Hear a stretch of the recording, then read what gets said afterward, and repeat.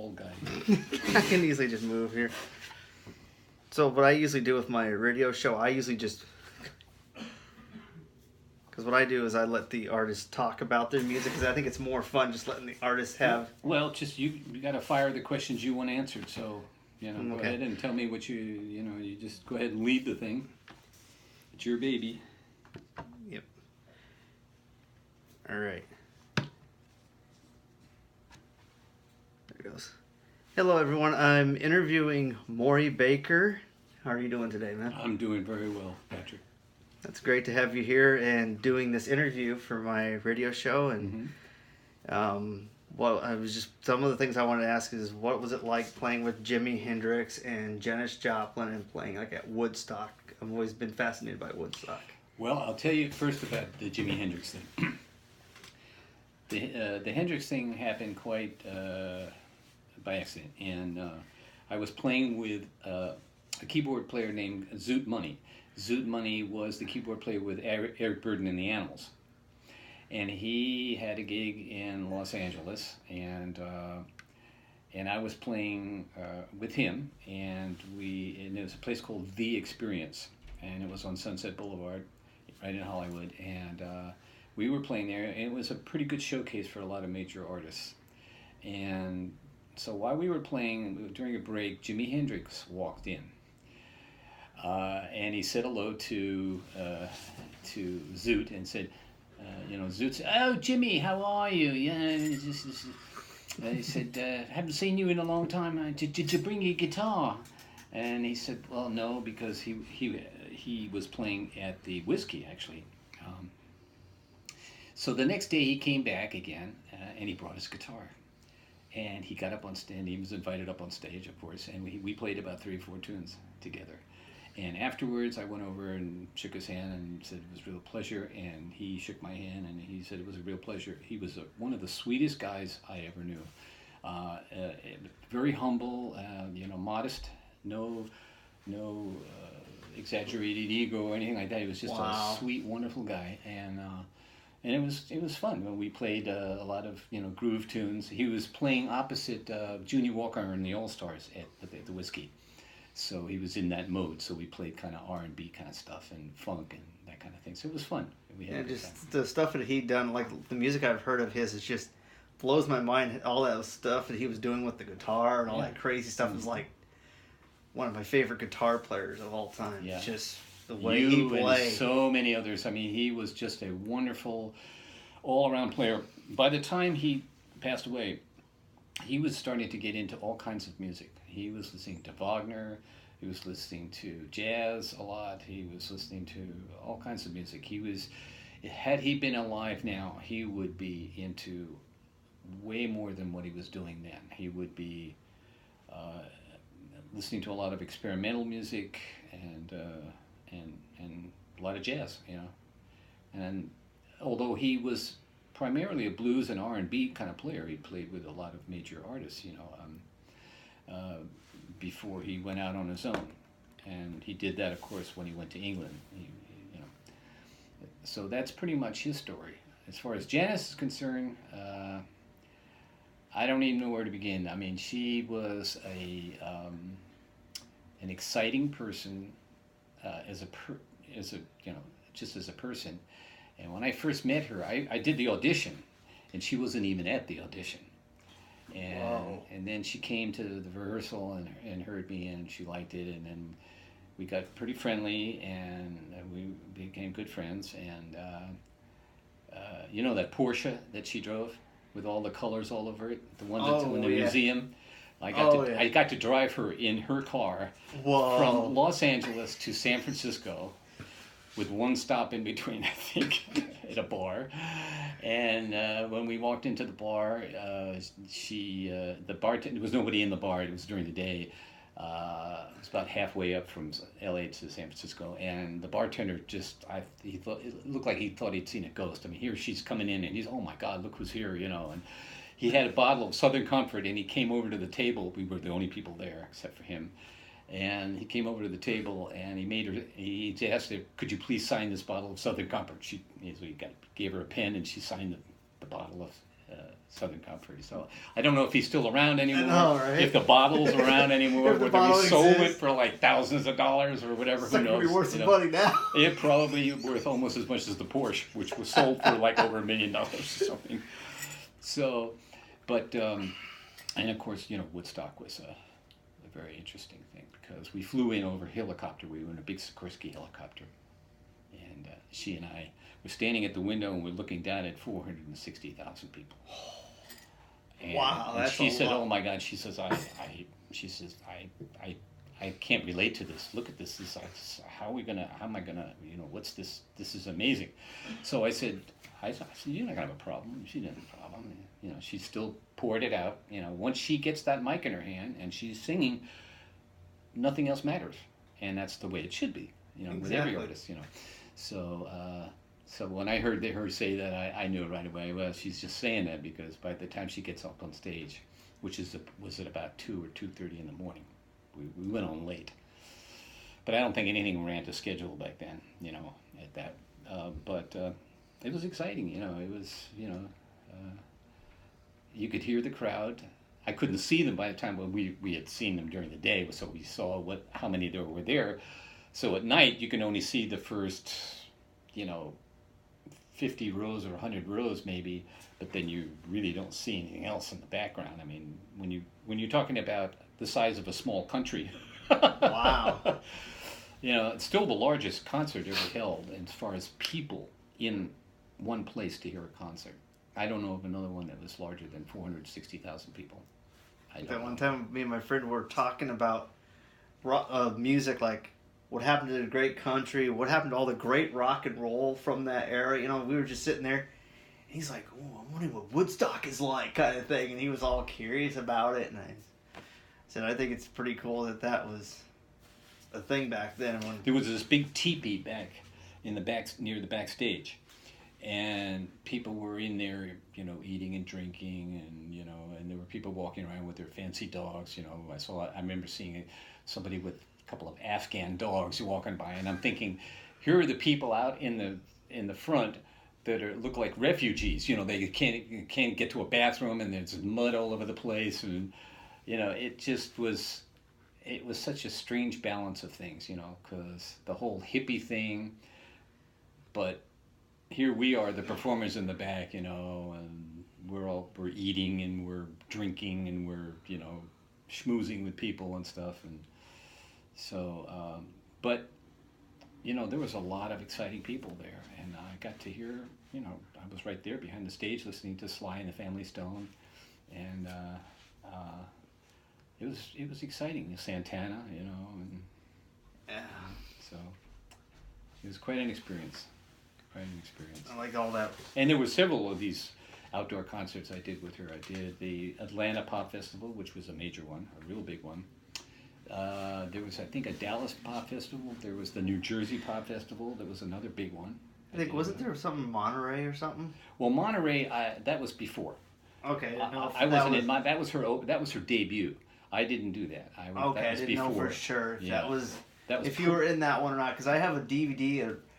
A DVD set a friend of mine gave me. It's got Jimi Hendrix, Janis Joplin on it. Yeah. It's a concert DVD of footage from back then of that Monterey thing. Right. It was some really cool footage. Like there's Jimi Hendrix, Paul Simon, I think all those. I can't remember what was all on it, but it's a really cool DVD. That was her debut, and that was Big Brother. So that was Big Brother. Oh, Big Brother and the Holding Company. Yeah. So Big Brother was a band that existed.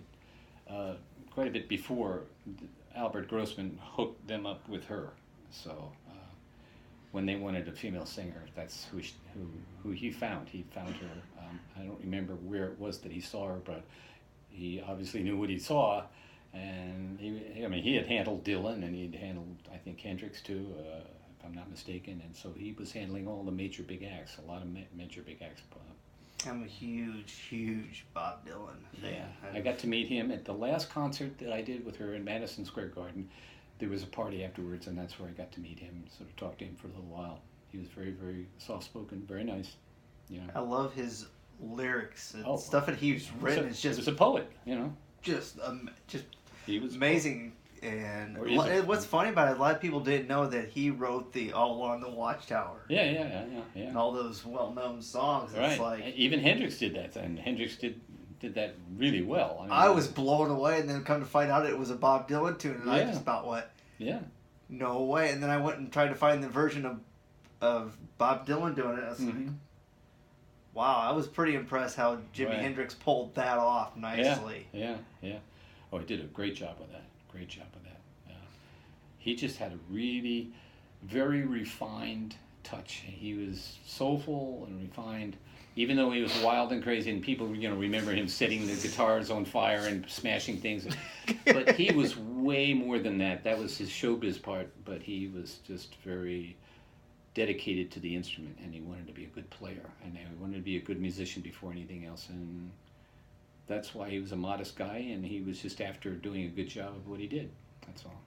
Which is what we should all be doing, I suppose. Exactly. And it's just all that, because when I've just gotten into music, and a lot of my friends said, why are you all into this old stuff? This was before your time. I said, seriously, this was the stuff, it changed history. It's history. It's history to me, you know? It's like... progenitor of all of what's going on now, so that's... Yeah, my girlfriend's not really... She listened to some of that, like, I was playing her some of my Jimi Hendrix. She's like, wow. Just like, she was blown away by it. Like, a lot of my friends wonder why I like all this older stuff. I said it's just better than this newer stuff. And I've noticed these music awards now, it's all about the pop and hip hop, and there's not much about rock anymore. It's just... Well, the thing is, it was honest, and it wasn't so much about... It was about performing and the music and being creative. And this is all pre-Milli Vanilli, This is all very... This was very honest, and this was the first time in pop music history where, I think anyway, the first time where these groups got together and these people got together and formed groups to be very inventive, creative, and use the popularity to keep going instead of just making the money, and the amounts of money now that are paid to artists are so vastly inflated compared to what artists got back then. I mean, and prior to that time, the black artists that were playing blues and stuff were hardly paid anything, and the record companies are the ones that were making the money, and Bo Diddley and those guys, and Little Richard. It wasn't until way later that they were remunerated with what they were really worth. But in the beginning, these record executives kind of just took over everything, and they made the money, So, yeah, it's just... basically. But I've been into the music thing for a very long time, but now I've kind of got into the live sound production, and it's a really fun journey being involved in with different artists doing their sound and interacting with them. Is so getting to interact before the audience comes and listens to them, and doing setup and doing sound check with them, and just chatting and hanging out with them before the show, that kind of thing. And it's just, but the one person I got to do sound for back in 2011, it was a big deal to me. It was the guy had written Wichita Lineman. By the time I get to Phoenix, Jimmy Webb, I got the honor to be his sound man for 2 nights, and that was a treat. See, now you're part of the thing, and what's happening is the sound people, especially the sound people, are part of that creative process, because they have to recreate the sound. They have to make the sound as pure and as close to what the artist is intending, and so it's a very important thing, because if the sound's poor, it's not representing the artist properly. I know, and like when I was standing at the door just waiting for him to come in, and I'm just standing there, and I'm just looking around, and he walks in, he goes, "Oh, I take it you're the sound guy." I'm like, "Okay, what represents I'm a sound guy?" Goes, "Yeah, just the way you're standing, the way you're looking." That's I still can't get over that remark. It just still cracks me up to this point, and just. And then when we went, you look like a sound guy. People tell me, you don't look like a drummer. They say to me, you look like you play sax or something. And I always wondered, how do you figure that? What am I supposed to look? Am I supposed to have a lot of tattoos? Am I supposed to, what am I supposed to look like as a drummer, you know? So that's kind of funny. In my perspective, I think with music, what finishes the song is the drum beat. It really finishes the tune off. Yeah, the drums and the bass, and they're foundational instruments for. Yeah, like that night when I did sound for I don't know if you've heard of Danielle Nicole Band. No, I can't. You say have that, to look her up. Uh-huh. But her brother's the drummer. That dude's got some major. Uh-huh.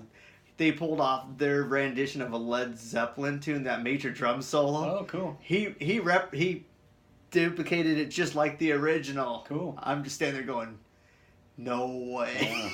Yeah. And they were brother and sister, and he was playing the drums with her, and she's a killer bass player. Wow. And they were like a bluesy kind of rocky, soul-y kind of a bass, guitar, and drums. Okay. That was it. And she was the main lead vocalist, which I was cool. I really liked her style. It's just like, but walking in the room, working with her, she was really nice and very kind and respectful, and like she didn't rush me to get things done, like getting ready. You know, we were just kind of taking our time because we didn't make any mistakes getting ready, and so I like. The place that you're going to play at tomorrow night is the facility I do sound at. Oh, I see. Okay. He's kind of hired me as his in-house sound tech and person that runs it, and also does all the lighting. And you're going to do some sound tonight at the Artisan? Are you going to man the little thing in the front there, or no? Yeah, I'm coming tonight and helping with that, and tomorrow night next door. So. Excellent.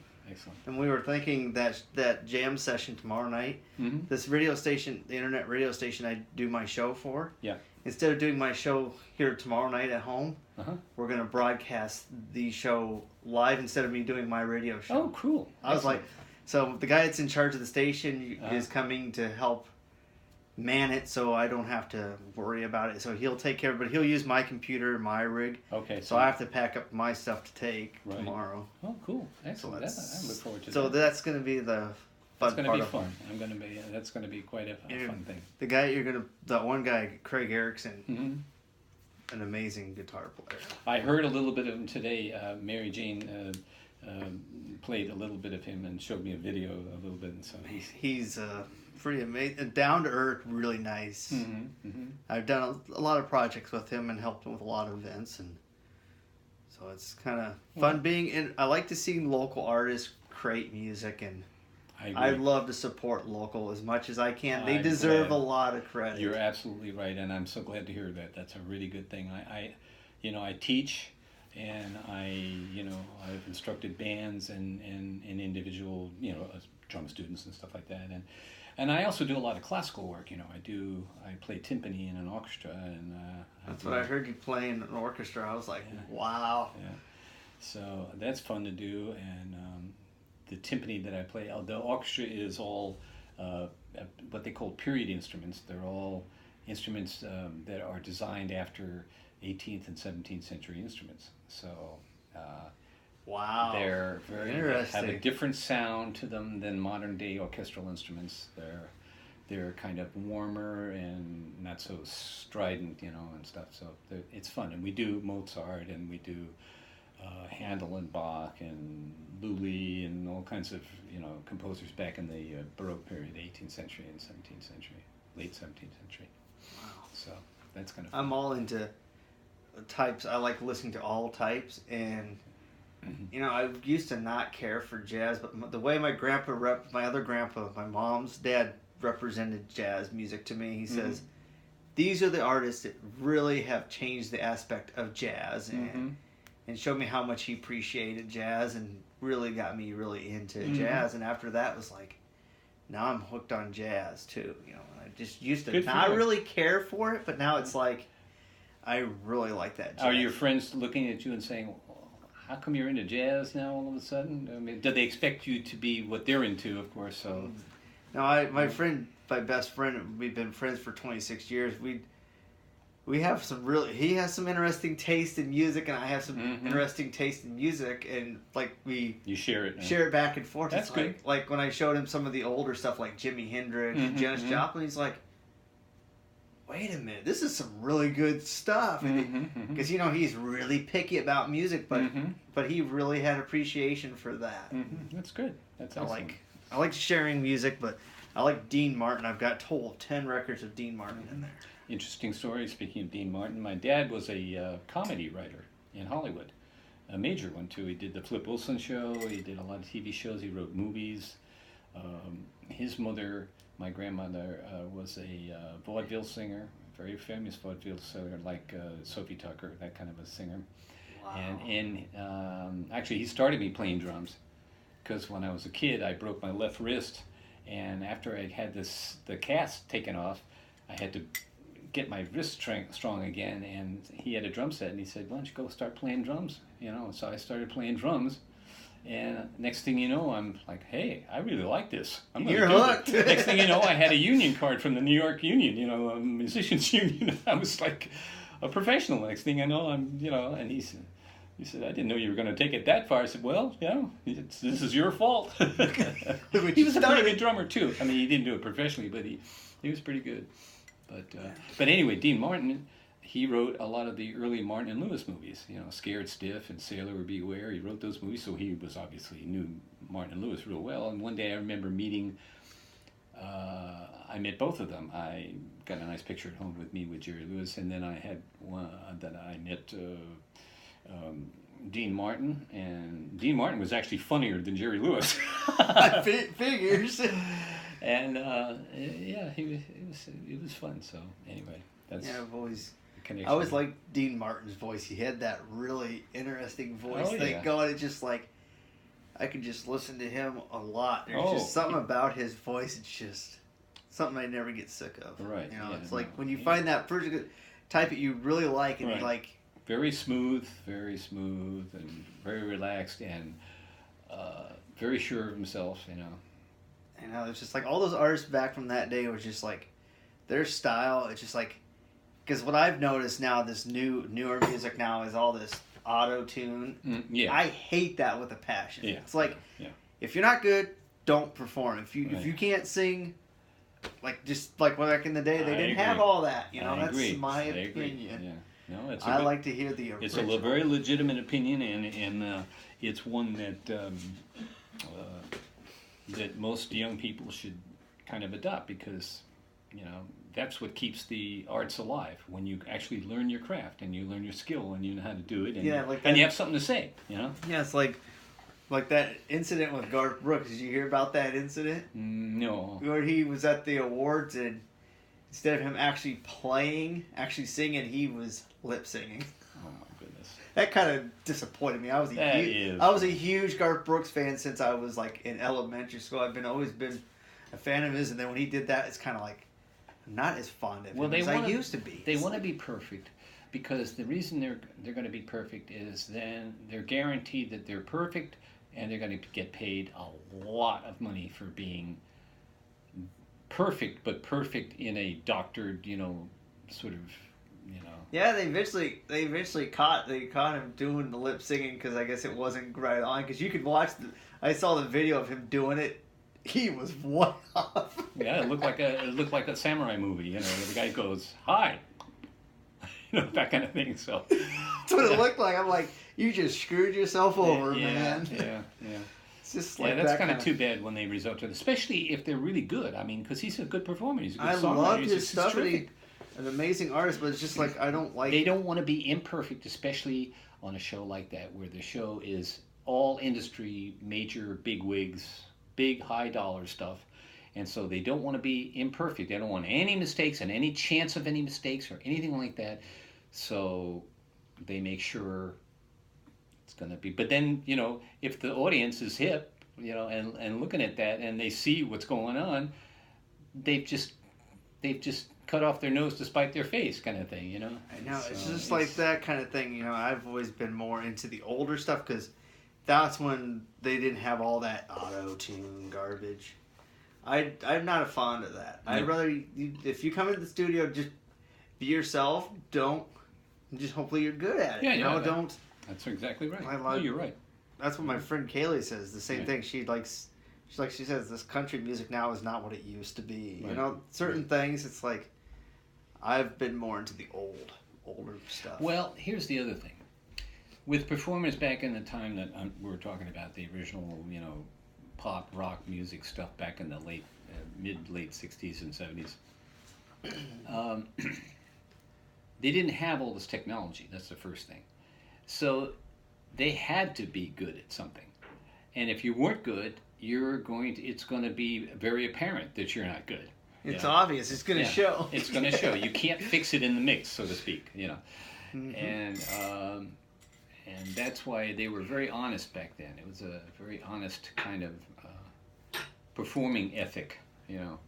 These days it's a lot of machine stuff, a lot of backing tracks, a lot of background pre-recorded stuff, and that's going on a lot with major artists now. Even when I was doing sound recently, it's like I was doing sound for this band and they were using a backtrack. Right. Okay, not just the backtrack, and plus they were playing other instruments on top of that, right, layering it. Right. I'm cool with that if they play with it, but using other instruments, not the ones that are on the recording, but using other ones that are the opposite of that, right, and blending it together. Mm-hmm. If you know how to do it right, it'll sound great. But if you don't, it's like don't even try to. Right. I don't make a. For me, it's not a blanket statement of. It's too slick for its own good. I just say that you can be as slick as you want, but you better be able to do your art form without the slickness. So that when you add the slickness to it, you're just adding something that's close to perfect to something that is close to perfect, rather than trying to correct something that isn't anywhere near perfect. Yeah. And that's when it becomes dishonest, and that's when you get the Milli Vanilli kind of, thing that happened. And so, and that was good that happened in a way, because it kind of hipped everybody to what's going on out there, because they maybe weren't prior to that, they weren't all that, aware of that kind of, trickery. I call it trickery, Yeah. You would have never seen something like that in the 30s or the 40s or even the 50s, because they didn't need to do that, and they could carry the whole thing on their just sheer talent and skill, and didn't need that. But then when you get people that have some talent but want to make it perfect, it becomes more than an aid. It becomes a replacement, and that becomes then that makes that difficult. Exactly. It makes it dishonest. So. You can tell the difference now between digital drums and real life drums. You can tell the difference. I'll tell you something. I was just at NAMM. Okay, you know about NAMM, right? NAMM is the National Association of Musical Manufacturers, and they have 2 shows a year. One's in Nashville and one's in Los Angeles. Of course, I don't go to one in Nashville, because I live in Los Angeles. I go to that one every year because I'm endorsing a certain drum set called Sleishman and their pedal.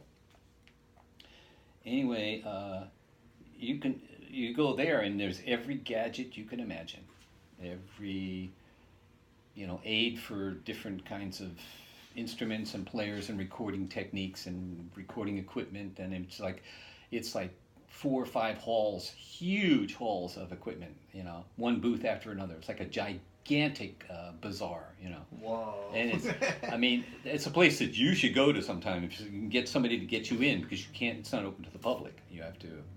It's just for manufacturers and musicians and people that, are demonstrating the instruments and stuff. So, but if you ever in LA or Nashville, you're probably closer to Nashville now, you should try to get to that somehow. Know somebody that's displaying there and get you on a guest list or something like that, because especially you would go crazy with all the sound equipment that you see there. Oh, you wouldn't believe some of the DJ equipment and some of the things that they have there. Oh, unbelievable. Oh, wow. So, yeah. Yeah, but that's kind of the thing that I'm into, is I've always been into music. It's just something that's... Do you play an instrument of any kind? I tried to pick up the guitar. It's just gotten to the point where I tried it. It's just I couldn't seem to. It wasn't. Just like my hand, when I start playing, and just like my hands just can't seem to. I can't seem to grasp it. Like I've tried every which way to play it. Well, when anything becomes important to you like that, or any, if it becomes really important, then you look for ways to figure out how to do it, and either on your own or just seek out some teacher or somebody that at least steer you initially in the right direction, because that's the most important thing. The initial direction that you're pointed in to learn something, whether it's a musical instrument or anything else, once you get the right advice, you're kind of on your way. And if you love what you're doing enough, you'll pursue it, and you'll take the advice of that person that sent you on your proper way, Mm-hmm. But you need to do that in order to pursue something that you really like. I think it helps. Exactly. It really helps. But what I've kind of found, what I really enjoy is running sound, and I never went to school for that or anything like that. And a lot of my friends that do sound for a living, they say it's the ear. You've got to have that perfect ear in order to hear that. Just like a musician, you got to have a good ear. And sound guys got to have even sometimes a better ear, because they have to hear the minute little subtle differences in things. Like when I was doing that Danielle Nicole concert, when I was doing her show, and when she would hit those certain notes, it was like, oh, it's a little harsh. It's a little harsh. You need to bring that back just a little bit, because I bet you a few of the audience members were going like, okay, that's a little... Good for you. That's good. That's good. And that, as you do that, your ear acquires more sophistication and acumen and accuracy. So that's a good thing. I've been doing sound for maybe six or I think maybe about 7 years now. Well, you're a young guy, and you keep doing it. Next thing you know, you're going to be doing sound for major people all over the place. It's a lot of fun being involved in the music scene and hearing people the stuff that they have created, and they perform for people. And you're creating, because you're creating the sound that they're putting out. And if you don't do your job properly, no matter how good they are, they're not going to sound as good. So You're the final thing between them and the audience.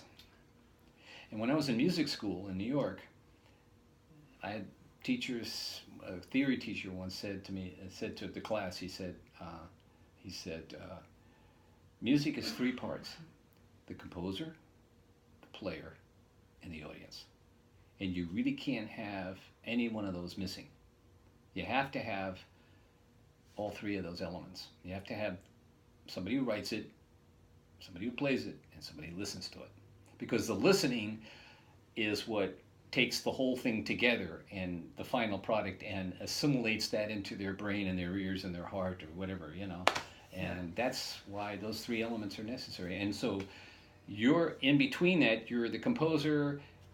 You're after the composer, after the artist playing it, and just before the audience. So I would slip in the sound guy in between the player and the audience. So it's actually 4 if in live performance. Yeah, this facility you're going to play at tomorrow night, it's the atmosphere of that room is so cool. The acoustics are amazing in that room. It's just, I'm sure, when you walk in that room, it's got its own character and its own feeling in that room. And I looked at it just before we came over here.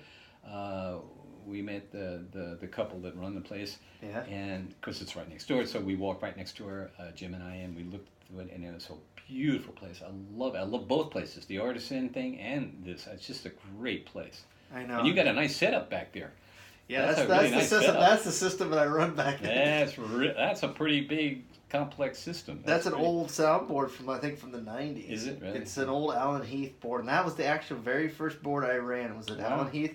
Was at the CSPS, the Legion Arts Building. That was the very first board I ran. You should be going to the AES conventions, the audio conventions that they have. They run them. I'm not sure where they go, where it's held, but maybe in different places. I don't know. But look up AES, sound engineer,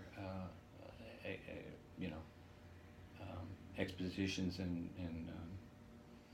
they're really something. I haven't been to them because I'm not a sound guy, but unfortunately I play an acoustic instrument, so that's Although I have played electronic drums, and I had a really nice set of electric drums. But boy, now when I went to NAMM just a couple of days ago, I went there. Yeah. I saw an electronic drum set that just knocked my ears off. I mean, it was incredible. They sounded and felt like an actual drum set. They're getting to the point where they're getting really good at it. Really good at it, yeah. Yeah. They digitize everything, and it's just really... Yeah, I've noticed it, considering from when they first started coming out, I've noticed the difference in quite a bit of them. It's just like how they can imitate a real drum. It's whoa, right. Impressive. But when I actually play the rubber cymbal, in the earphones, when I played it, it felt, with the stick, it felt like an actual cymbal, and it actually sounded like a cymbal, and what a cymbal would do to when it decays after you hit it. I was just blown away. I thought, oh, this is the best I've ever played. Wow. And the guy that runs the company and started the company is a drummer. And of course, he, he's now got a situation where he's got some engineers from Japan, and then they've contributed to this and done some of the hardware work and stuff, and it's terrific. So that was a fun experience. It goes 4 days. It goes Thursday, Friday, Saturday, and Sunday. So, and I usually go all 4 days. This time I just went 3, but it's a great show. And the AES show is a good show too. The audio engineers. That you should definitely go to sometime. I need to get into going to some things like that and getting to know what all the technology is. And meeting some of the people that you might wind up working with. You never know. I mean, that's what my goal is. Hope someday is to have that as a full career at some point. That's what I'm trying to shoot. And you will, if that's what your intent is, and you got the hunger hard enough, you'll do that. You'll do that. You'll do whatever facilitates that end result. But when I go to do sound, it's like this is my world. This is what I love, and it doesn't consider work to me. It's something that I love. People say if it's something you enjoy, it's not considered work. That's ridiculous. That's like saying, if you're a musician or you're in the arts, you're not doing anything that you should have to suffer like the rest of us. You should have to do some menial labor, or you should have to do some boring office work, or you should have to do something that doesn't take any creativity or any passion because it's just a mechanical job. Well, should and shouldn't. I'm not sure I understand that. You do what you're good at. You do what you want to do. And if you can get work doing what you want to do, great. If you can't, then you do something else and you still do what you want to do, So that's how that works as far as I'm concerned. Yeah, so that's mainly what I wanted to talk about your playing at Woodstock and playing with Janis Joplin and Jimi Hendrix. And Frank Zappa. Frank Zappa? Yeah, I did a contest. Here's an interesting story. I'll probably tell this later on, but I'll give you the preview of it. I was working with Tim Buckley. You may know who Tim Buckley is. Yeah, and Lee Underwood played on some of his stuff. And I got to meet Lee Underwood. Very down-to-earth, nice guy. Wonderful guy. Very smart. Very great guitar player. Great writer. Great poet. Everything. Smart, exactly. Wonderful guy. And so this Zoot Money gig where Hendrix came in is where I met Lee. And then Lee asked me, he said, "You want to, play with Tim?" And I said, "Okay, I'll give it a shot." And Tim and I got along bad. I was with Tim for 2-3 years, and I did Star Sailor with him. So we wound up going on the road in a tour bus with Frank Zappa. And at the time, Jim Gordon was the drummer. And Jim Gordon, was a session guy, played everything, behind lots and lots of artists. So we did our opening set. There was a band before us even, and then we did our set. And we went back in the dressing room, and in walks Frank just before they're supposed to go on. And we're sitting around in the dressing room, and he looked at me and he said, "Maury, you're going to have to play for me tonight." He said, "You're going to have to play because Jim can't do the gig." They had a bit of a problem with Jim and a trumpet player. And so he said, "You're going to have to play drums tonight." And I went, "Oh my goodness." Because just try to imagine somebody sitting in playing with Frank Zappa without rehearsing, without knowing, ever seeing the music or anything. Just imagine how difficult that might be. It's almost impossible. because, and I'm a fairly good reader, but here I'm sitting there and I'm thinking, oh my God, I've got to play through this, his music is very, very, very difficult. Yes, and I've heard a lot of his stuff. You need to rehearse it. I mean, you need to practice it and rehearse it and look at the music, So I did the thing, and I played Jim Gordon's drum set. He had a big drum set, huge, lots of toms and cymbals and stuff, and he had a set of steel drums also. So at the end of the toward the end of the concert, Frank looks at the audience and says, "We're going to do, if it's all right with you, we're going to do an improvised thing. Just totally off the cuff, improvised thing." Whoa, So I thought, oh boy, okay, here we go. And he directed all of us. He said, okay, we'll start with the steel drums, me, and we'll start with the bass, and we'll start with the bass clarinet, and we started to play, and we played a 25-minute improvised piece with 5 horn players, bass player, 2 guitar players, and drums. The Petit Wazoo was the name of the band. And after that was over, I was nervous, and after it was over, I kind of let it go, and I thought, I wonder what I sounded like. And now, about a year or so ago, the guy that handles Zappa's estate calls me, and he said, hey, I got a recording of you in Columbia, South Carolina, and you can go to YouTube and actually see there's 2 parts 1 and part 2, and you're on it because you did the concert in South Carolina, Columbia, South Carolina, in 1972. So I'm going to send you an MP3 file. So he sent me an MP3 file and an email, and I listened to it, and I thought, hey, that sounds pretty good, And wow. I was not aware what I sounded like. I had no idea I couldn't even remember what we played. So there's this thing, and then they finally released these unreleased recordings, and I'm on the album called Little Dots. And and they finally, after all this time, sent me a copy of the CD. About like a year and a half later, I got a copy of the CD, because I called and I said, I'd like to get a copy of the CD, so they sent me a couple of copies of the CD. And and now I have my own group called Baker's Brew. Nice. It's improvisational.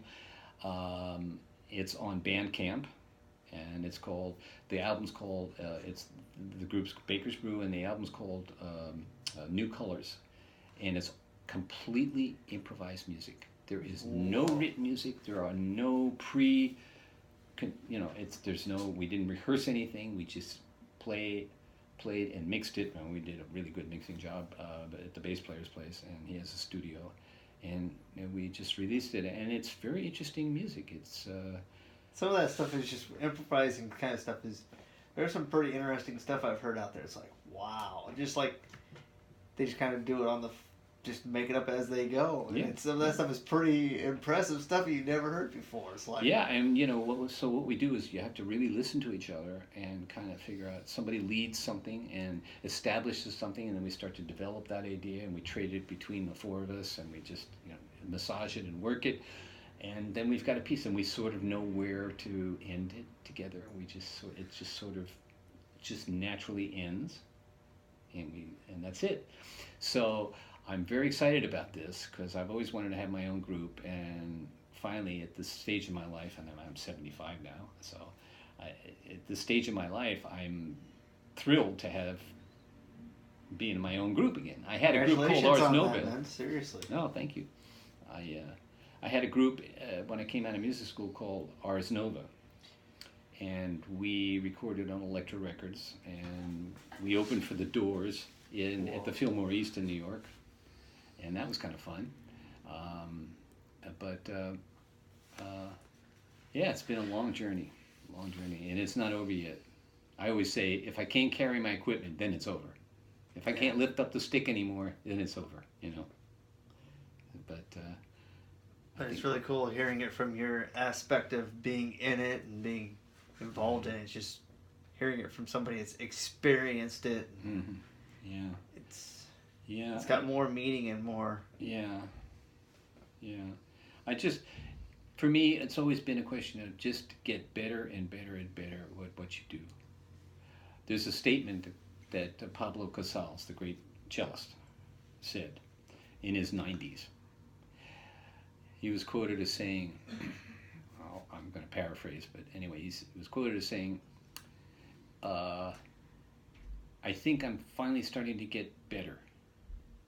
We're talking about Pablo Casals, probably the greatest living cellist, classical cellist ever. I mean, one of the greatest of all time. And he's saying something like that. And, every musician and every artist, even if you're not a musician, should take that to heart. You keep getting better at what you do. Because if you don't want to get better at what you want to do, at what you're doing, you're wasting your time. There's always something to discover, always something new. And that's the wonderful, exciting part of being in the arts. There's always something to look forward to learning, to discover about either technique or ideas or concepts or anything like that. And that holds true with any of the arts. I mean, it's not just music. And don't forget, music is a temporal thing. It happens, it goes up in the ether, it's gone. Unless you record it, it's gone. And it's just in somebody's memory, that's all, basically, unless it's recorded. So yeah, like I like live recordings because they're different than the studio stuff. Because it's massaged in the studio. Yeah. Yeah, and it's like when you hear a live recording, anything goes at a live performance, and that's one of the great jazz musicians of all time, Thelonious Monk, who I met and wrote a tune and gave it to him when I was a kid. I was about 17 or 18 in New York. Thelonious Monk said when he was recording to Teo Macero, who's his producer a lot of times, he said, I don't want to do more than 3 takes on something. If I can't get it in the 3 takes, I'm not doing the tune. We move on to something else.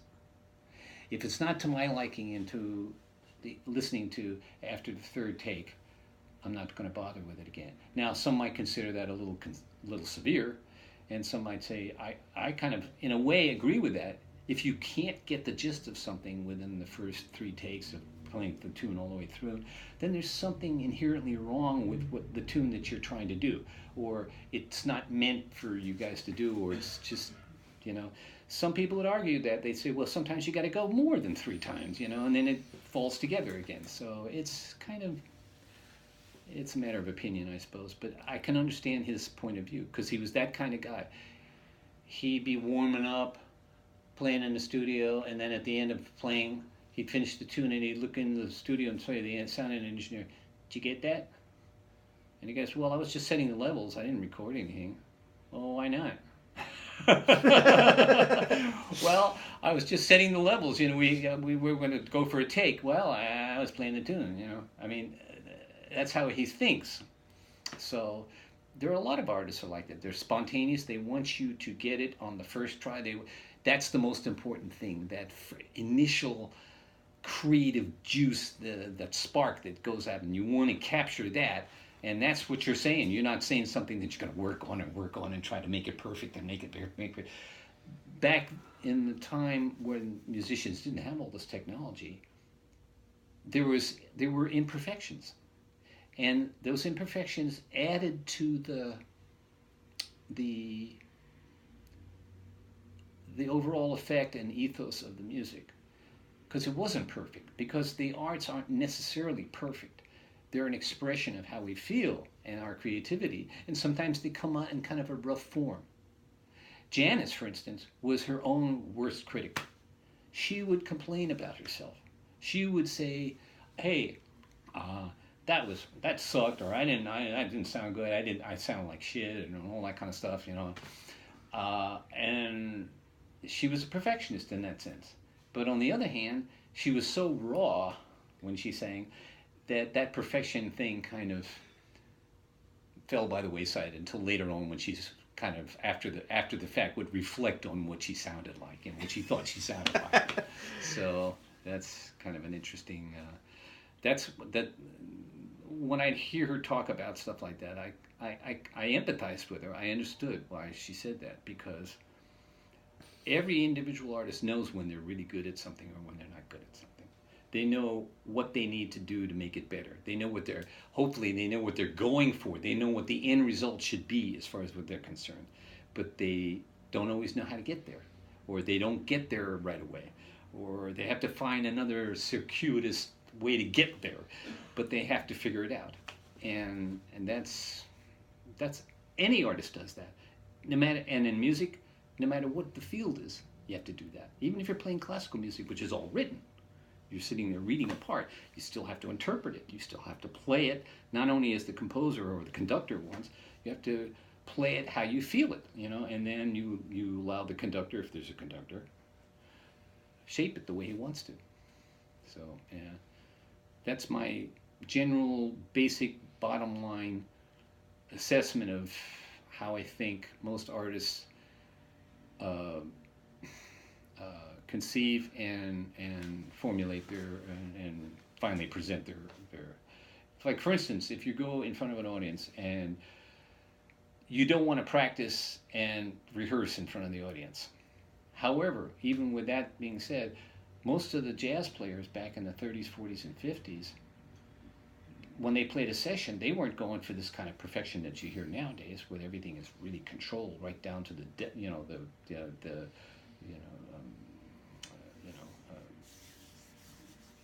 right down to the note. They had rough moments, but it's the feel, and that's why they do that. So, anyway, that's how it goes, I think. So I think that's good, and I appreciate you coming in and doing this with me more. Great, it was really so much fun. Such a pleasure. Yeah, it was a pleasure with you too, and I'm glad to hear you do what you do, and you're going to keep at it, and I'll bet you're going to be really successful at it. I'll bet you. It's just keep at it. That's all I can do. Yeah, that's all we can do. That's all we can do, just man. Keep at it. There you go. Keep shooting for it, and That's eventually right. you'll get there where you want to be. That's right. But don't rush it. That's a good point. Don't rush it. Stay at it, be steady, but don't rush it. Don't skip anything because you want to get over here quickly. Get there comfortably so that when you get there, you got something with you. Just, Yeah, so, yep. Cool. All right. Thanks, Maury. Sure. It's a little handy little. Yeah, those are good, yeah. I use it all the time. It's great for little interviews like that.